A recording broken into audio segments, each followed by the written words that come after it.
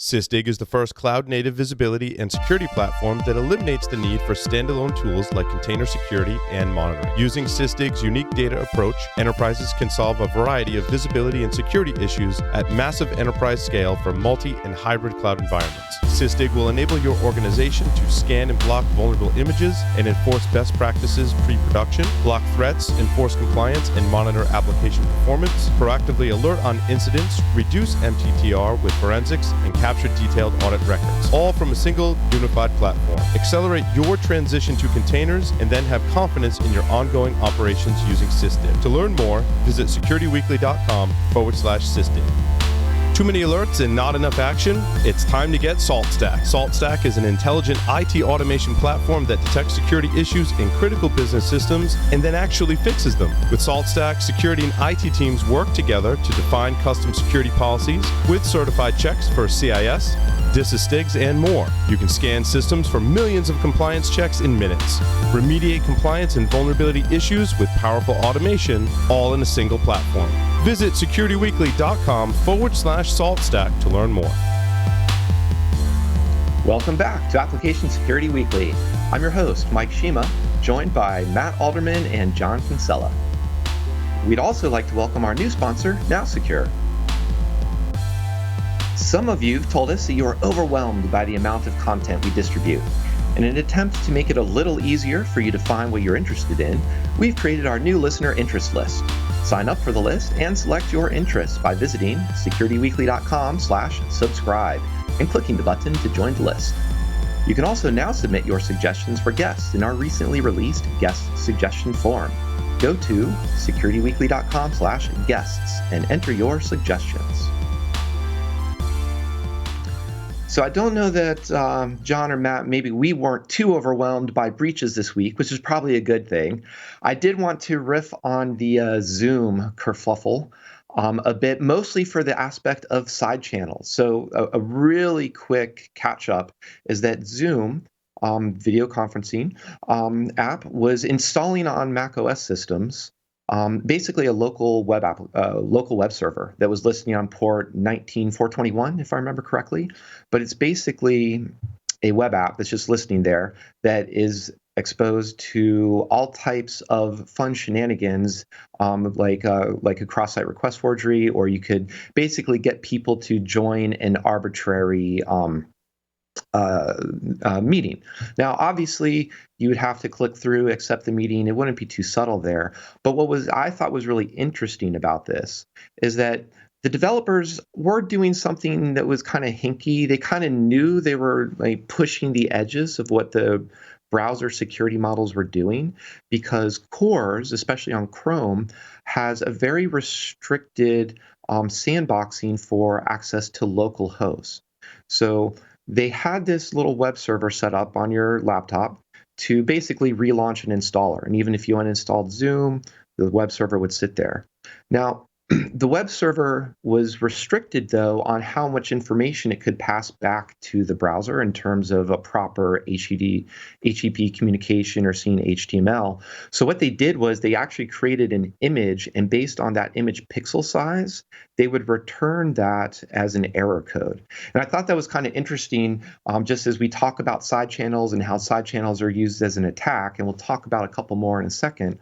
But here was a side channel that was essentially used to bypass what was intended as a security control. So it was all these things that were not giving the security community warm fuzzies around how they were approaching this particular feature. Yeah, I covered this article on the news segment last week when Paul was out. And it's an interesting, right? The web server was installed on the Macs to bypass security both in Chrome and Safari 12, which is why they put it there. And the challenge was, even if you uninstalled Zoom, the web server was still there running. So a lot of people who installed Zoom at one time on their Mac and removed it don't realize this web server is still running on port 19421 in the background. And the workaround in the short term, because I think it's finally patched now. Apple did a really interesting thing. Apple went out and killed all the web servers on all the Macs over the weekend. I think on Friday or Saturday, they basically removed them and said, no, this is not allowed, Zoom, so fix it, kind of thing. But it just created this really interesting backdoor that a lot of people didn't potentially know. And the workaround was, well, turn off your video because it could leak the video, and turn it off by default, etc. So this one got a lot of press last week, and then Apple's kind of going out and nuking the web server over the weekend created a little more fun for Zoom this weekend. So I have to. I think, Matt, you said the key word there. I don't think of this as a side channel attack. This is a backdoor.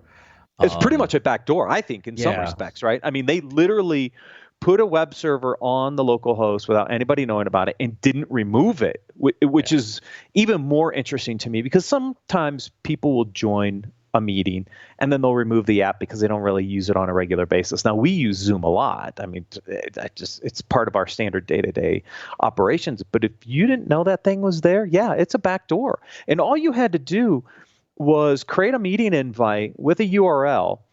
That URL will get passed to the web server, and you could actually load malicious content directly back in. So it was a very interesting vulnerability here. Yeah, absolutely. I was going to say, I'm curious what you guys think about how Apple fixed this. I wouldn't call myself an Apple fanboy, but I've got a lot of Apple equipment. I like the ecosystem.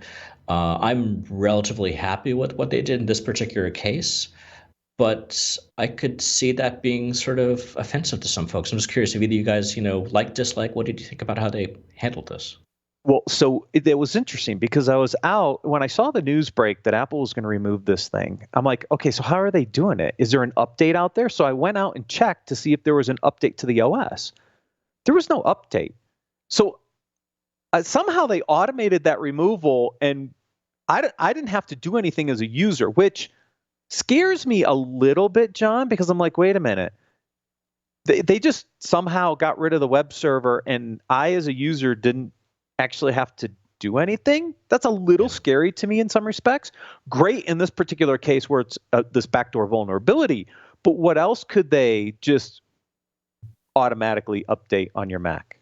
Yeah, my understanding is they added that functionality in a year or two ago to be able to do specifically this type of thing.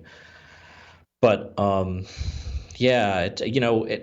has a pretty good track record for not necessarily just going along with other organizations, I'll say, when they make requests. So I guess the next question is, what do their controls look like? How granular is that? Can they do that to specific machines, or can they only do that across the board? I'm guessing it's probably the former, right? So it could be interesting to see what else is going on here. I haven't looked for a blog post yet on how what happened. If someone was lucky enough to capture that in their network recorders or something, that could be interesting to see. Yeah, it was, and what I'm trying to look up is the specific tool coming up. It's like their malware removal tool, and it's basically a tool designed for, here's a XML or here's a YAML script that says this is no longer nice to behave. This doesn't behave nicely. Get rid of this app. Get rid of this file. And it actually has an API that you can interact with, and it was I'm trying to look up the tool that it was called. I'll have to come back to it later. But the idea is that obviously Apple approaches all these things with caution. I think it's safe to say. And so here is a case where you're right to say this is essentially a backdoor, especially if that web server sits around after the Zoom has been uninstalled.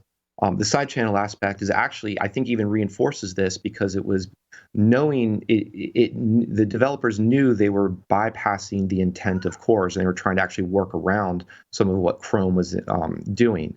There's interesting history here in the case with even Chrome working around a lot of anti-CSRF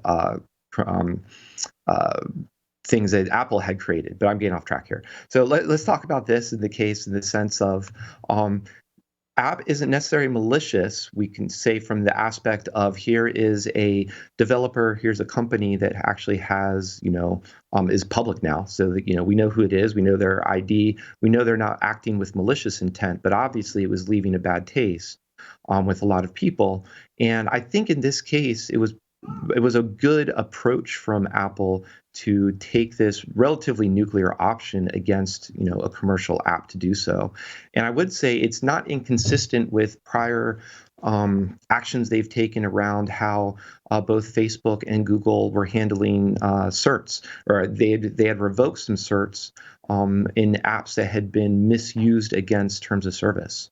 Talk about the I think it was the Onavi VPN and similar data collection capabilities.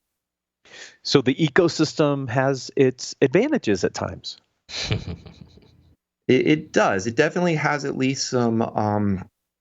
What's our good medical metaphor here? Our good pathogens, or what's the opposite of a pathogen? My brain's losing it today. So maybe what we'll do is talk on to some other side channels. Let's switch to a different ecosystem over on Android. So there was here's an article about 1,300 apps that were accessing personal data without the proper permissions.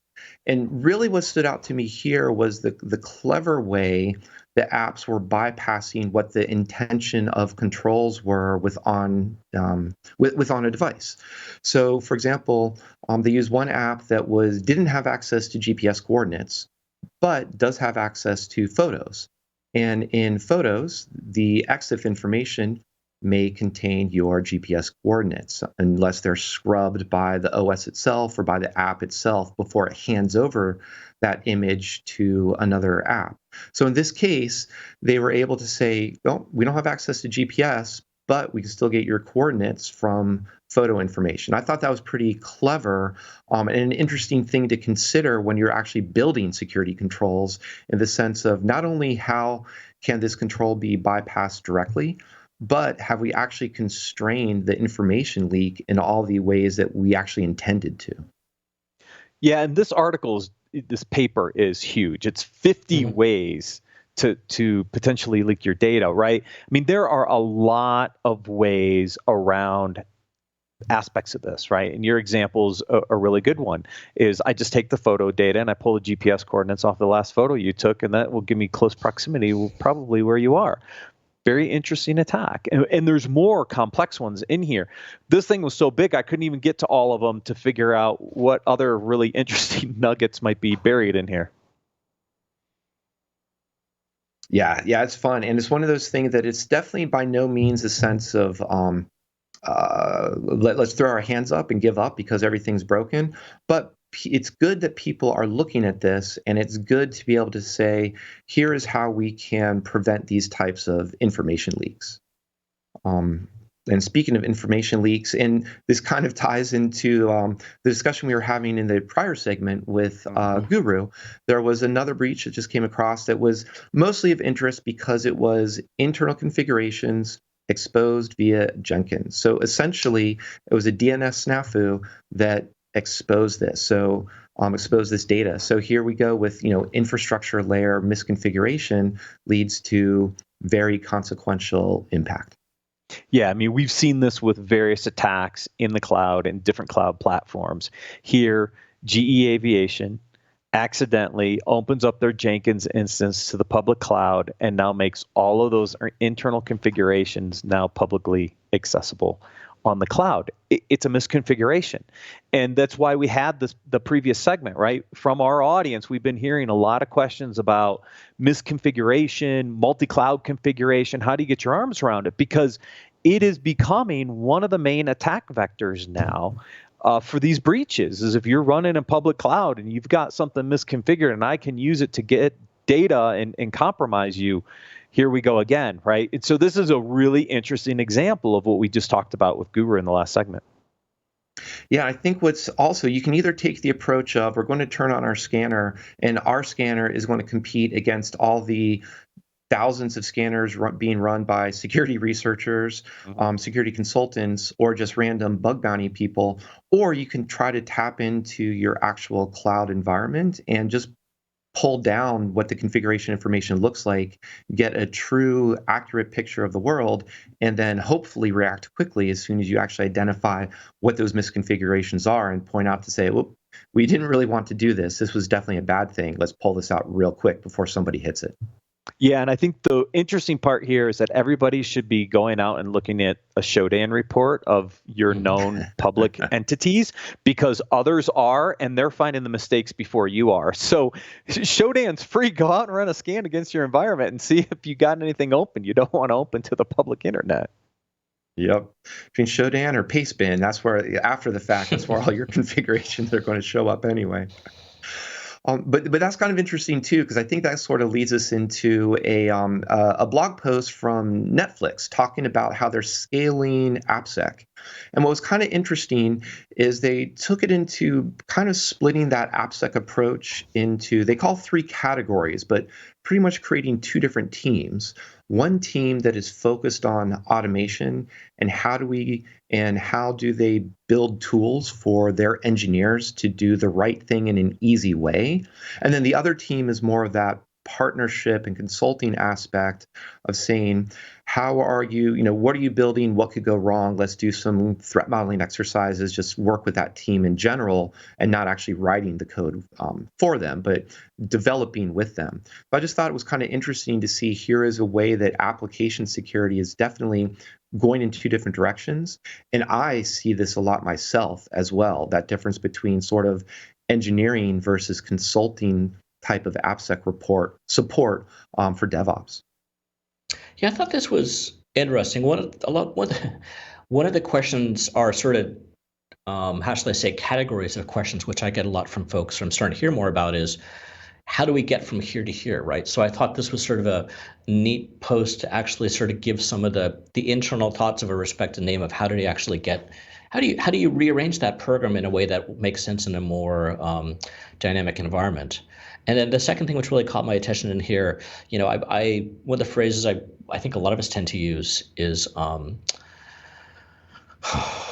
there goes the phrase. It's the ability, guide rails. Sorry. Yes. We talk about guide rails for security and AppSec, and like how do you sort of, but that has a little bit of a negative connotation to it, I think, right? So one of the phrases they use in here is, was it pavement? Paved road. Paved road, yeah. And I thought that was actually really neat, because I think in a modern engineering organization, another way that we talk about that is the platform team, right? So the platform team is making all the tools for you, but really what the platform team is doing is they're paving that road. So I thought there was some interesting points in this article. Good read. Yeah, Go ahead, Mike. Okay, well, I was going to say that was to build. It was great how they framed it, like you were saying, John, because they're saying that paved road basically says we're going to enable you go really fast, building on that metaphor. Whereas like guardrails are like you drive like a crazy maniac. We're just going to make sure you stay on the road, which maybe that's kind of what they're also intending, but the phrasing is much better. And it's also fundamentally nothing about this article was saying, we've lost visibility, we're scared about what our engineers are doing, we need to rein them in. It's all about how can we basically stay out of their way, but also give them the tools to accomplish what they are trying to do in what we think is a good and secure way. So it's that very collaborative, very positive approach to it. Yeah, and what I like about this is it ties into the article on DevOps Survey Finds Failure to Communicate. Here's a perfect example of Netflix, who has been, I think, one of the leaders when it comes to DevOps and then the integration of security into DevOps, right?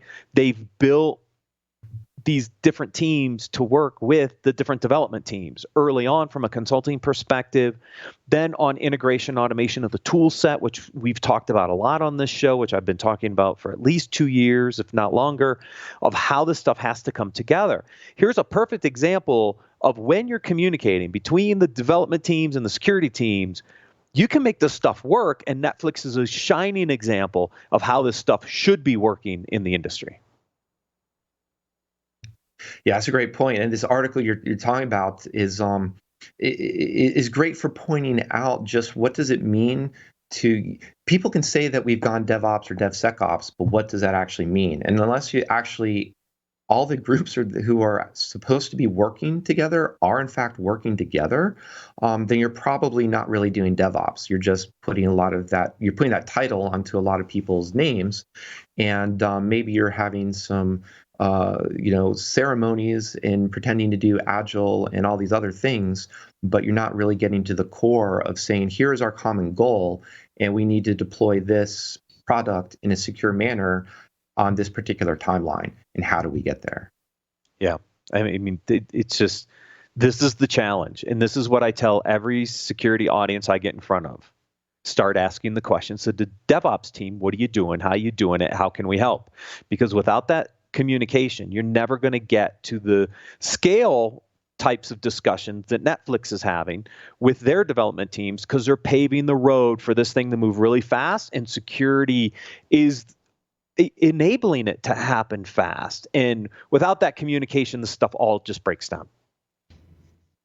And speaking of paving the road for the future, Microsoft is definitely going all in to get rid of passwords. And there's a post here from their corporate VP, their CISO, who's basically laying out a couple ways to get towards eliminating passwords altogether. I think what they're really going to is that sort of WebAuthn type of setup with YubiKeys or hardware tokens, something like that. But if we're tying together this idea of how you scale AppSec, how do you actually have communication with teams, this would be a great exercise to figure out, just even internally for your internal systems, as well as for your external products, applications, how much of these steps are you actually banning known passwords or using something like that? Have I been pwned API? Do you even support MFA? Or, and I'll get on possibly, hopefully not too big rant here, but do you, for MFA as a consumer or a B2B type of app, is that something that is at a premium? Or is something like single sign-on or a security feature at a premium? Or is it just available to all and every user? Those would be two things that were making me think of this. And I don't know that we're actually going to get away from passwords anytime soon, but to see Microsoft be lobbying this, going back in history to their NTLM and their landman hashes, and then in this modern age of let's do something better around authentication, I think is a great journey to see. Yeah, I'm looking at the 4 steps and I'm like, really? Is that going to help us eliminate passwords? I mean, the first 2 steps, look, we've been attempting to do this for 20 plus years, banning certain passwords with our password length strengths requirement, 2-factor authentication, which is still difficult and still not fully deployed. Those first 2 steps are not easy, first of all. Now, I do like step 3 on the modernization of hardware. This was a conversation my wife and I had this weekend. My wife knows nothing about security, right? She overhears me occasionally talk about it and her eyes roll in the back of her head. But she goes, why do I need a password? Why can't somebody just give me a fingerprint scanner that when it prompts me for login, I put my finger on it and I'm in? Why do I have to remember all these stupid, crazy passwords? Why do I have to remember all this stuff? We can do it on our phones. Why can't I do it from my nurse's station or my whatever? And she brings up a good point. And I think that's part of point 3 is if we can start to upgrade hardware with some of the new biometrics components, make them cost effective, there is potentially a way to do this. So step 3 was the most interesting one for me. And then legacy authentication. I mean, come on, how long has it taken us to get legacy anything out of our environments, let alone some of this legacy authentication? So I think we have a long way to go. I'm not sure this roadmap's going to get us there, but I do like components of it. Yeah, so it's definitely, but go ahead. I got one to throw in on this. I meant to put this onto our news list, so I'll send you guys the link after. Another piece of news came out of Microsoft last week, and that's they are adding functionality into Windows 10 to make it passwordless. Air quotes for those just listening to the video or audio. So what they're actually doing is they're adding support in to Win 10 for devices that have TPM or something like that in there. That instead of keeping track of all your passwords, they're going to store the hashes in the TPM, and then you basically log in with a PIN. So they're sort of putting the money where the mouth is and going the direction Lauren's thinking about, Matt. Good, because she can't wait. Yeah, I think you're right, Matt. On this, it's not so much of a roadmap as sort of a checklist of what we've been struggling with for the last 5 plus years. That modernized hardware is a key part of it. But definitely, what I think is missing here is that once we go passwordless, or we go with the tokens and TPMs, we're shifting from having to remember passwords or getting into things to recovering accounts. And that account recovery, even especially with WebAuthn, which I think is a fantastic technology and really positive, but account recovery, if you lose one of your keys, whether it's just by accident, leave it in a car behind, or falls off somewhere, that's going to be a tougher thing to get access back to your account. So there's definitely going to be a roadmap there in terms of how that adoption actually works out in practice. It makes it feasible for users. Yeah, and same thing with tying all this stuff to your phone. Because I said, oh, look, there's technology on the phone. She goes, I don't want to have to remember my phone to do this at work, right? So you've got to have a backup mechanism that's easy, whether it's account recovery or an alternate way of something you forgot your phone, or if the hardware goes down, et cetera.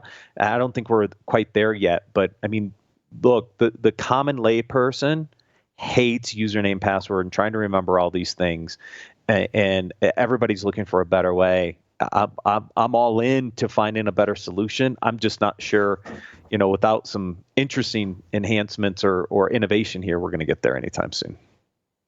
Yeah, not easily anytime soon. It took even just Safari just 2 months ago, 3 months ago to get onto WebAuthn. I think it's still in a advanced feature that you have to go in to turn on in Safari. So it's not on by default, but I think the newest iOS does have it. So, even if these big players are taking this long, everyone else is going to take possibly even longer to follow suit.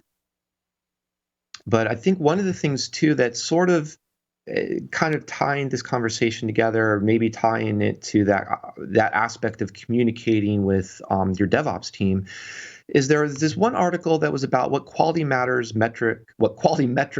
matter most. I'll get all my M's messed up for DevOps. But what was interesting is that it's a long list, and there's a link on to like an ebook from, I think, who was it? Forrester did the research on this. But there was nothing explicitly called out as security testing. And in a way, I'm still trying to think through whether that's a good thing or a bad thing. Some of these types of categories of testing, like critical defects, code coverage, there is some aspects of static analysis, but there's also the idea of functional validation, integration testing. So we can make arguments about where security and how security falls into these.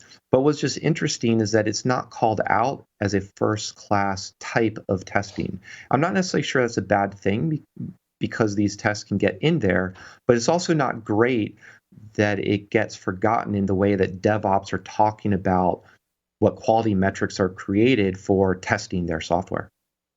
Yeah, I think this is really an interesting opportunity for some of the security vendors to actually come up with a set of metrics that really cover the security testing domain of this, right? Because you talk about the build and the integration testing, the end-to-end tests, et cetera, but you're right, there's no security tests here tracking defects or vulnerabilities or any of that kind of stuff, right? And so I think there is an opportunity, again, if we get the security vendors to continually look at integration of their tool sets and even some of their data, you could actually start to build a set of really interesting metrics on the security testing side that would augment this list. Because I think you're right, it's like 75 or something like that, different metrics in here. It doesn't have to be a ton, but if somebody comes up and says, look, here's the top security metrics that we should be tracking and integrate into the overall DevOps metrics dashboard, I think that would be pretty cool. Yeah, and I also like the idea of just approaching it that, calling out security as an aspect of quality as well. So rather than security teams, unless, mandating here are very specific, SLAs, and here is how these particular vulnerabilities need to be addressed. Now, there may be cases where it has to be done that way. But other types of testing can just fall into what is the normal this sprint, next quarter's planning. How does that fall into how the DevOps team approaches and plans for their software development? Yep. Yeah. Hint, hint, John. I was just thinking, I think what I've seen is a lot of folks out there on the QA side, they're actually, we saw this before with AppSec, with the developers.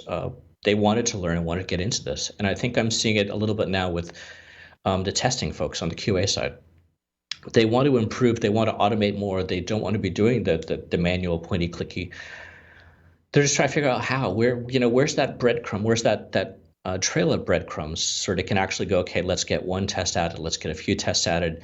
And I think, again, and it's interesting, right? Some of these things that I'm talking about, it's coming back to that previous conversation again with Netflix of I'm seeing there's a group of folks out there that they sure like that, that little oasis in the middle of the desert, but they're just trying to figure out how do we put one foot in front of another to get there. So a lot more blog posts like that to sort of help, I think will be really appreciated by folks.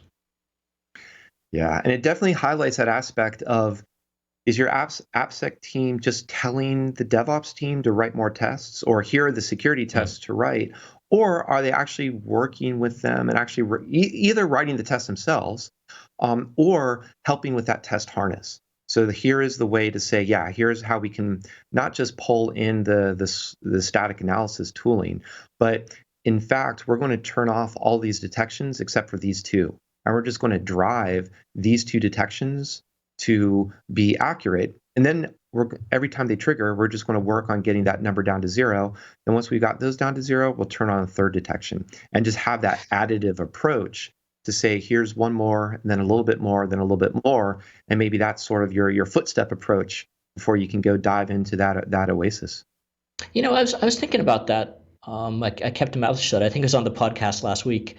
In my month of travelings back in June, I can't remember who this was, but I was having this specific conversation with someone.